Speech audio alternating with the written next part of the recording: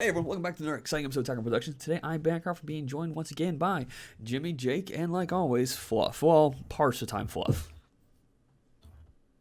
It What's should be all going the on, time, y'all? Fluff. You're not always there. I mean, It should be all the time, Fluff. That's what the people want. Sometimes all the time. Sometimes all the time. there we go. We once again failed to go over it before we started the actual recording. But Jimmy, what set of words are we using for today's battles? We used bum fights last time, and we're recording this on the day of the Royal Rumble, so we'll just do this as shitty WWE pay-per-views. Okay. Welcome to Dude, round I one. hope we never get a WWE sponsorship now. Can we call this It's one me, Vengeance? Austin. So, Vengeance? Dude, Vengeance was good, though. Was it? Yeah, it was great. I don't remember. So today we're going over my mind's on blank. Shroom Salsa versus Lord Slug. And this was a very interesting matchup. But before we get into that, there's buttons. You can click them if you like. I'm not gonna beg anymore, but they're there. Alright, thanks. I mean, I'm not too proud to beg. Please do it. I'll give you dumpster favors. So playing that one drop is the worst thing I want to see. So thank you for ruining my day. I'm sorry. This is the only one drop in the deck, so So because of this, normally I can get my opponent to 7 cards on one turn, depending on, doesn't matter if I go first or second, because typically they'll take the first attack, so you gain 2 cards because my leader swing as well. And then I would normally play the one drop, boom, there he is, where you draw a card as well. And the activate means as long as your opponent has 7 or more cards, I could play another card. But I didn't want to pitch 2 cards to do that, so thank you. yeah. Sorry, buddy. Black Mass Sand is just really becoming a integral part of this meta, and I think even outside of black decks, a lot of more control-oriented strategies are trying to find space for it in their lists. Like it is just kind of skyrocketed itself. It was already one of the best one drops in the game, but I think it is like rivaling the Basil Fatal Rampage for being the best one drop in the game. I mean, Because it is just so versatile. It self awakens you if you really need it, but it just shuts down so many strategies. Especially almost every deck from the new set plays free 15Ks in some way. well, and it was really good back before we got the Infinite Warrior set. There, the Infinite Warrior block where we introduced multicolors, and a lot of cards were playing off of quote unquote keyword skills. So, the card really took a backseat during those 3 sets. But now, kind of moving into set 11, set 12, the card has just become more and more valuable. Yeah. And real yeah. quick, Jake, that was really Yes. nasty what you did. Oh, the Training Buddy Krillin play? Yeah. Dude, I saw this hit the board, and I just didn't think about it until Jake's like, "Oh, check this tech out, bro." And I'm like, "That is the smartest shit I've ever heard." Like, it's so good. Like, you have other ways of getting your skill lists out for free or cheap in Shroom and Salsa, but why do that when you can just put 2 15K bodies on the field with Trading Buddy Krillin, and plus you could get rid of a BMS, which also hurts your deck. Like, Yeah. And with Training Buddy Krillin in the list, you never have to hardcast a Shroom or Salsa because you always want to combo with them to get the advantage from your leader or your like chain attack gravy and things like that. So Training Buddy was really kind of a no-brainer for Shroom and Salsa for me. I may not be the greatest player in the world, but I occasionally come up with a really unique tech. I miss the nights of. I used to text Jake at 3 a.m. about Magic cards, and then every once in a while Jake would just text me and be like, "Hey, bro, I might regret this, but here's this crazy tech that I just found." It's always gas, dude. It's always good. It's prime example of that rule, that when there's a good archetype, and specifically in this instance, set 6, Kid Coup, all the cards that were involved in that deck, every card in that deck was gas. It was just good. So it's always worth it to revisit those in decks that might benefit them. So anytime you have a black leader that centers around using a skillless battle card, why not? Yeah, Training Buddy's definitely worth a look. And it synergizes especially well in Shroom and Salsa because you're going to be spending so many cards comboing. Yeah. Sure. I've seen some lists run the one-drop Kid Coup, and it's like, yeah, that gives you good value, but you're putting a lot of your deck space dedicated to the one-drop, and then probably some sort of the 4-star Dragon Ball just to get value off of it. But I feel like Trading Buddy Krillin's just a better option overall because it works double duty in, you know, clearing stuff that's going to be a problem for you, plus being able to recur your 2-drops. And just having another 15k on field is never a bad thing, especially when you have Unisons running around with Rejuvenate where you want to keep their markers low. Yeah, even if Really you solid. just turn an opponent's 15k into a 10k and swing at it with Training Buddy, you've done something relevant. Real quick, expect a misplay coming up. Yeah. Putting it out there. Forgot completely that counterplay is a keyword skill. And I Yeah, big dumb Bancroft not knowing the rules. It happens. I've seen you mess up more than once, so At least I catch it eventually. We caught it right here. What are you talking Yeah, about? I had to tell them. yeah. And we've had to tell you stuff before too, so it's all good. Yeah, All but then I'm like, oh yeah, you're right. You tried to defend yourself. You're like, no, that's keyword skill. That's not a keyword skill, bro. Hey, I was backing him up, though, to be fair. How was he? He's right, Jimmy. never had the opportunity to do this against that card. So like it was just a new experience. I'm like, it's not in a red box, so I don't think it's a keyword skill.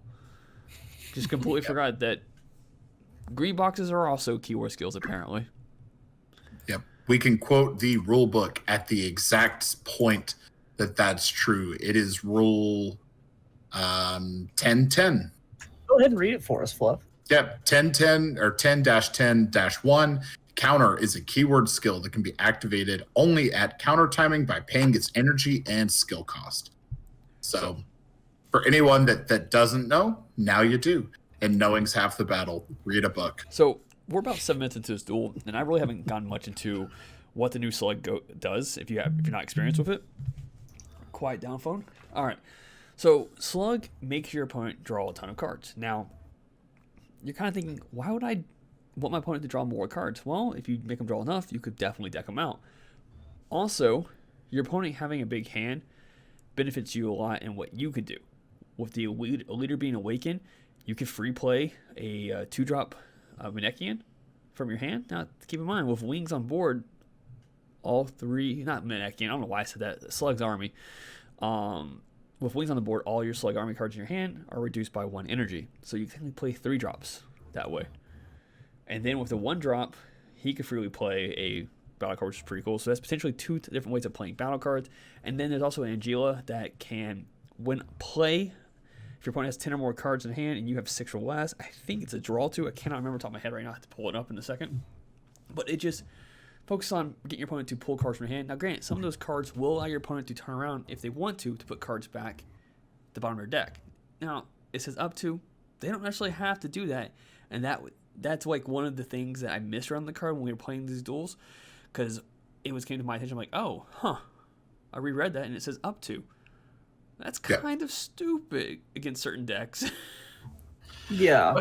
I really like the design of it, actually, because it gets your opponent into this area where they like having a big hand, but that benefits you in ways. Correct. Like, so then it becomes a balance of, okay, how many cards do I want to keep in my hand at this time? And, you know, they can send like trash cards to the bottom of the deck, or they can send cards that need to be in the deck to the bottom of the deck. And that can help them. But in a lot of cases, it's really hard to decide, am I going to actively help my opponent by keeping these cards, or am I going to try to shut my opponent down a little bit by sending these cards back? Yeah. From my perspective, early in the game, I was just sending cards I had multiple copies of. And then it got to a point where my choices got a lot more difficult, like Jimmy said. And I got to a situation where even though I'm going to help Bancroft by keeping these cards in my hand, I just can't not have any of them. Yeah. Mm-hmm. So here's a good example of like being able to play free cards if your opponent has a great hand. my turn 3s are typically a turn where I can awaken, given the right situations.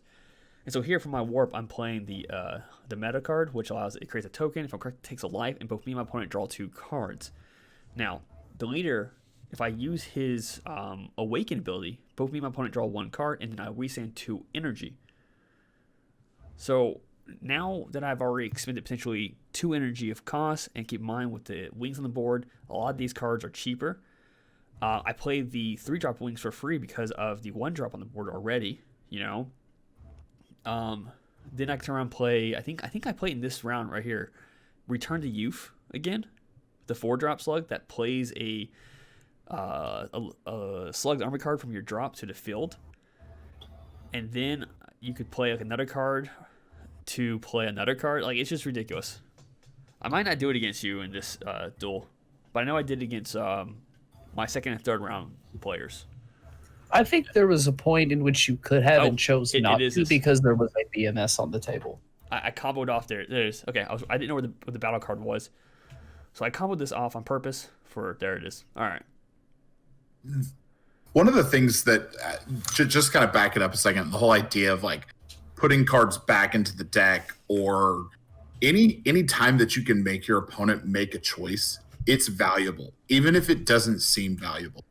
And the best example of that, and Jimmy pointed this out to me a while ago, and I've always used this when reading a match, but a skill like offering is a really bad skill on the surface, because like, oh, I'm letting my opponent choose, and that doesn't help me.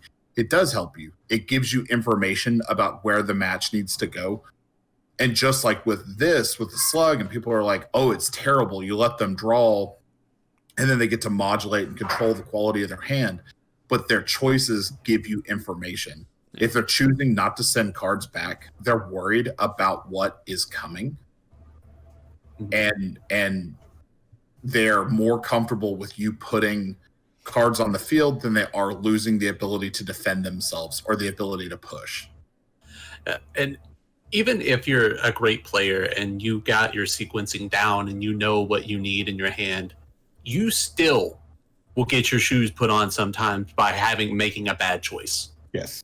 And it takes one slip up for an opponent to get the upper hand and win the game because of that.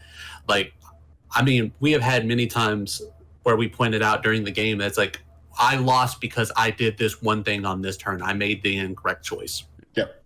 And Slug, giving your opponent so many choices is... It gives them a lot of room for them to beat themselves. Yeah. Yeah. Because I can't tell you how many times that I've comboed a card and went, damn, I shouldn't have comboed that card. And of course with Slug, it's like you have the choice of putting so many cards back. You might go, well, I'm not going to help my opponent. I'm going to pitch this to the bottom of the deck. And then you're like, damn, I should have kept that card in my hand. That would have helped me this turn.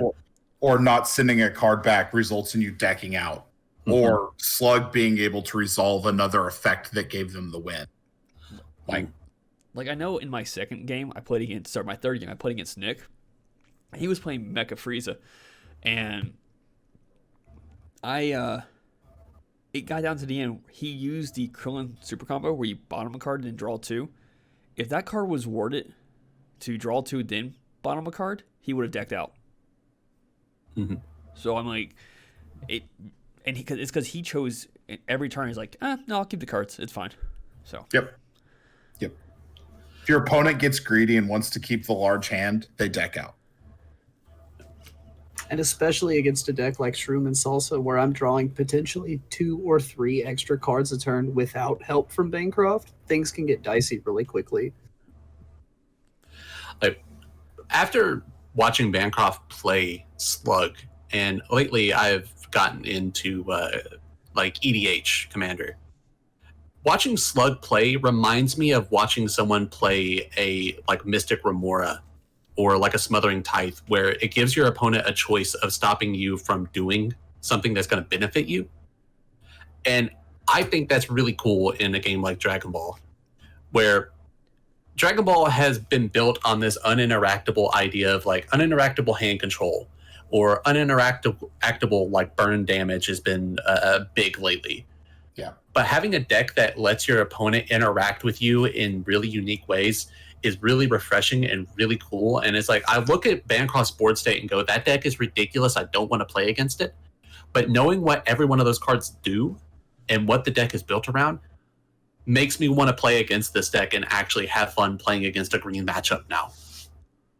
Yeah, it's a completely unique green strategy, which is it takes advantage of some of the older pieces of slug tech and combines them with a lot of the newer, stronger cards. Excuse me, like this wings right here.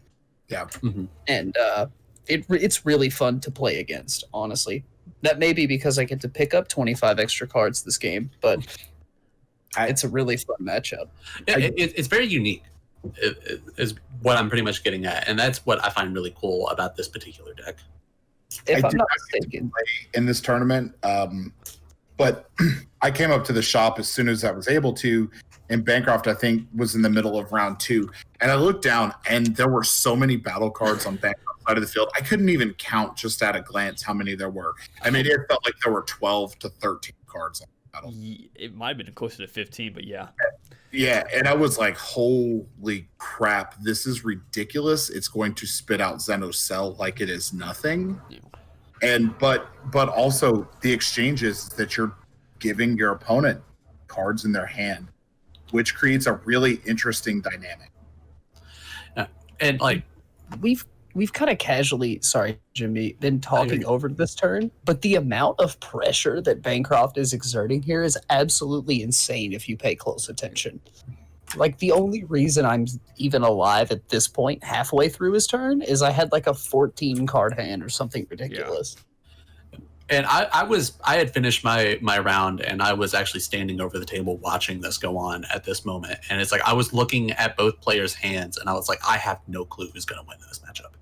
Like, they both have absolute gas in their hands. There's no way that this is gonna. It was so balanced, but looking at this field, you would not think that. That was super interesting to me, because if you look at this field, it's like, yeah, he's got a king mask, he has a blocker on field, but the absolute amount of battle cards that Bancroft has in play, and just hitting out more cards for so little energy, is crazy. And without access to something like Flying Nimbus, it's really hard to survive through something like this. Yeah. Black has access to Protector of People, which would be really good against a matchup that is very battle card heavy. I got my copies of Protector, I think 30 minutes before the event, and I didn't put them in before the. I would say my second round, the guy was playing an actual Toa, the ultimate deck, and he 2 topos and also 2 power to people really slowed that game down. All right, so I gotta talk about this real quick. Looking back at it, there was a huge misplay on my part. It wasn't the fact of playing Cell early. I should not have charged the. Oh, that's why. Okay, never mind. It wasn't a misplay, but Jake, you bluffed the fuck out of me, and kudos to you, because I did it to you a long time ago. If you're 2-turn on deck, you just did it back to me. After all that pressure and crit after more pressure, you hung on to that power burst like a damn champ. It's the classic Bancroft. I have nothing except this sparking negate. Oh man. Yeah, I hate playing against Bancroft for that reason, because he's like, you're playing against him, and he's like, man, this hand is really bad. I don't have anything good to play with. This is going to be a really bad game. And then 2 turns later, you're dead, and you're like, what in the actual fuck? What does a good hand look like? What does a good hand look like? I draw into things that help out. I drew the 1 card that I needed. Okay, if you only needed 1 card to make it a god hand, it was not a bad hand. So, no. It was a bad hand. Then you draw 1 card and you go, wait, if I do this, this, and this, then this actually comes in handy now. It wasn't the hand I was looking for. So, like, I'm always looking for a certain hand. I'm like, if I only get that 1 hand, it'd be awesome. So what we're saying is that Bancroft has big dumb horse blinders on. Exactly. At all times. This Did that just end abruptly? That just Yeah. ended. What the heck? Hang on. Okay, so let's just continue talking real quick. And I'll Can have you to all look into. Can you all do like mystery puppet theater and reenact the ending of this match for us? Well, so Actually, what happened? Bancroft's not going to be okay with me saying this. We had to go through a court of law. Bancroft assaulted Jake after this match, and we had to cut this footage for legal reasons. But we still wanted to bring you guys a duel on this wonderful. I'm guessing this is coming out on like Tuesday. I hope. Otherwise, I'm going to look really dumb. Bancroft, make it happen. But Jake is okay. He suffered minor wounds. He did retaliate. Bancroft is in a full body cast right now, so it might take a little bit longer to get some of these videos out due to Bancroft being restricted to only moving his one index finger to edit these videos. it's very time consuming. That's it for this video, guys. Do we have any final words? Bancroft, you don't get to speak because you are on a feeding tube right now and you need to eat your dinner. Jake, do you have anything you'd like to say? All right, Bancroft, so I'm sorry. hang on, stop. All right, so just to go over what actually happened, that was the only card Jake decided to hang on to. Like for the entire game up until that turn, he was bottoming cards, but you hung on to that card instead. You turned around and played it. And from this point on, I can't do anything. I had a super combo in my hand. I used the super combo to protect myself on one of the hits and drew into another card. Took the life of the other one, but then I could not stop your third attack. So Yeah. And having to warp one to draw one from the super combo with Fu Dark Banisher sucks too. Like, yeah. It's like, do I even want to draw here? So with that being said, this cast is getting really itchy. Jimmy, do you want to say anything before I cut you off? If you would like to donate to Bancroft's legal fund, link will be in the description. Bancroft just linked to the OnlyFans. Okay. They won't know the difference. If it burns when you pee, you're probably peeing through a catheter like Bancroft is right now. Jake? All accusations of violence on my part are grossly overestimated, and I will not speak further on the topic without my lawyer, Mr. Klein. And Kleiner. and Fluff, would you lead us out? Yeah, I would just like to say that Bancroft is not in a cast because of the vicious assault on Jake. He was actually hit by a bus on the way home after the game. I did push him into it though. So Yeah. I mean, allegedly in Minecraft. I mean, minor cuts and bruises. Minor cuts and bruises definitely equal hit by a bus. What's in this now? Read your cards, know your plays, subscribe to our Fluff out.